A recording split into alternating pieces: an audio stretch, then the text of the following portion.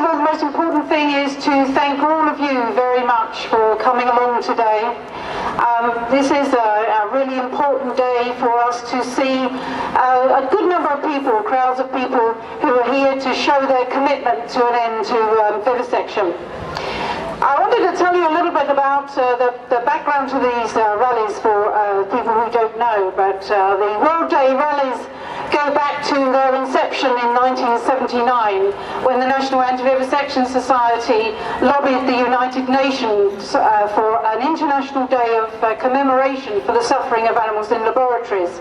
And since then, we've had a pretty regular rallies and other events all around the world to draw attention to the suffering of laboratory animals. And I think it's really important to see all of you people here today who are committed to an end to animal experimentation.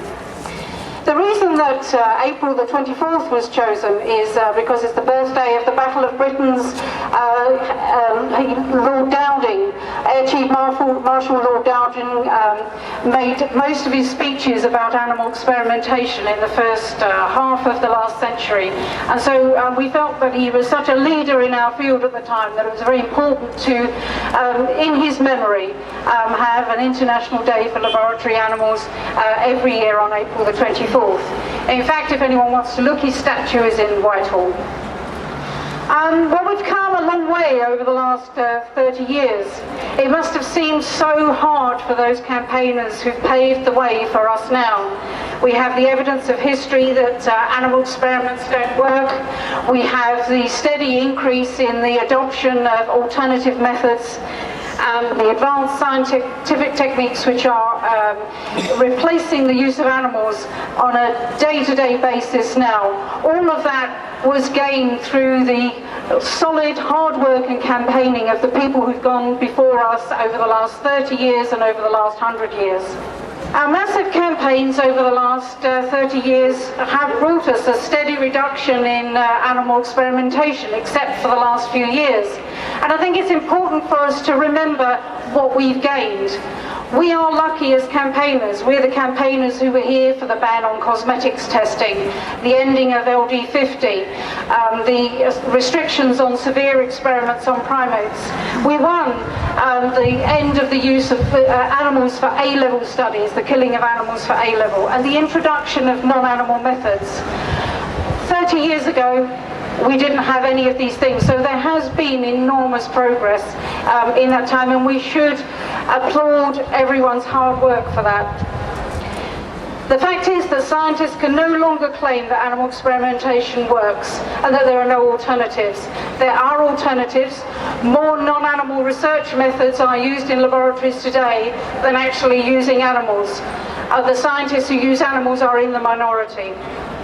We've witnessed great progress over the last 3 decades, but it has, as I mentioned, been followed by a huge rise in the use of animals, and this has been a result of the introduction of genetically modified animals.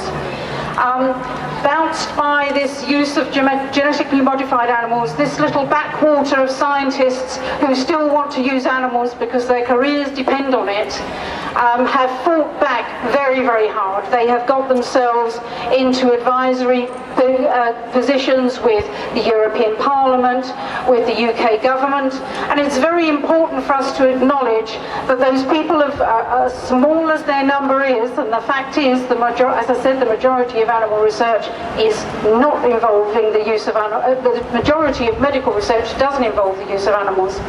But it is important for us to acknowledge that this minority is advising the government on policy. I suppose really the key thing for us today on the World Day for Laboratory Animals, which our predecessors instituted all those years ago, I think is to use this day to commemorate the suffering of those animals, as Andre said, to unite ourselves mentally, emotionally with what happens to animals in laboratories, to have our moment of commemoration and to think about their suffering and to draw the public's attention to their suffering. But there's another side to today. We'll take We will remember the suffering of the millions of animals, but we'll also take a moment to recommit ourselves to an end to animal experimentation. What we need now is for all of you today to dig in, to resolve yourselves, to tell yourselves that you are here, you're going to stay until vivisection is abolished. And it's very, very important for us to dig in now and prepare ourselves for what is coming in the next couple of years.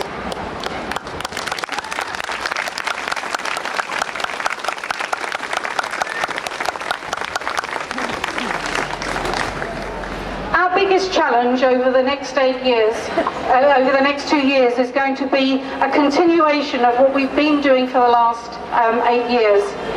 During the last 8 years, there has been development of European legislation on animal experimentation, and that campaign has taken up almost all of our efforts.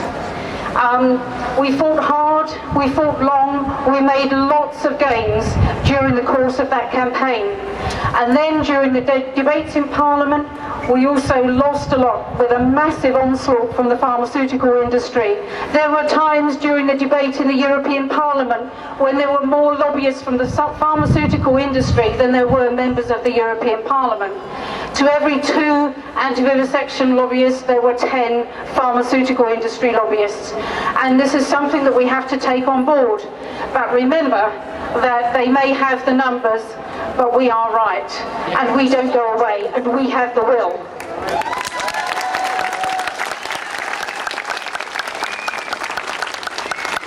It's important for you to know now that we fought back on a lot of the losses we made during the progress of the European directive. We did preserve a few. One of the key things we retained was the phase out of the capture of wild primates by laboratory animal dealers. Now, that is still a commitment in the European Parliament and in the directive. But something we have to remember is that doesn't mean we have it. We have to fight for that. We won't be given it. There is a commitment there that we can fight for and we can achieve. So this is now the time. Dig in, we fight again, we take it. This won't be given to us. We fight and we take it.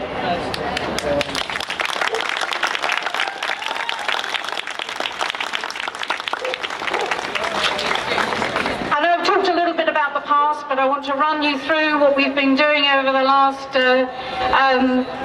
25, 30 years or so, because it very much leads into what we do today as campaigners. In 1986, we campaigned on cosmetics, the LD50 test, the Drey's irritancy test, the use of primates, psychological and behavioural research, warfare research, alcohol research. We had our key issues that we were trying to get movement on in the legislation. In the last 25 years, we've won a lot of those, but we didn't get all of it. But now is the time that we push to get our gains further ahead. We have to break through the wall. We have to get a ban on certain species in animal experimentation. That is the next step.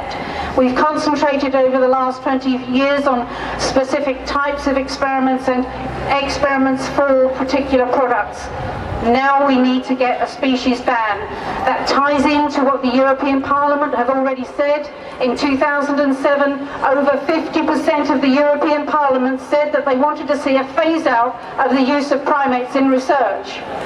We have to tie our campaign into that, and we have to drive that home. That is standing there, that is waiting for us to take it.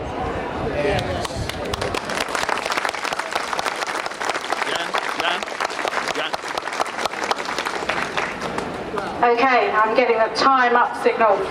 Okay, my final words to you then. It's time to dig in. It's time to redouble our efforts. The challenge is upon us. The new government in the UK, whoever it's going to be, will be charged with the task of putting the animal experimentation legislation into UK law. This is expected to be developed during 2011 and 2012. So what I'm saying to you now is dig in, get ready. This will be the fight of not of our lives, but of the lives of animals in laboratories. Recommit yourselves today to do everything in your power over the next 2 years. You throw yourself into this campaign over the next 2 years and make this piece of legislation that's coming up in the UK designed to bring an end to animal research, not to protect it.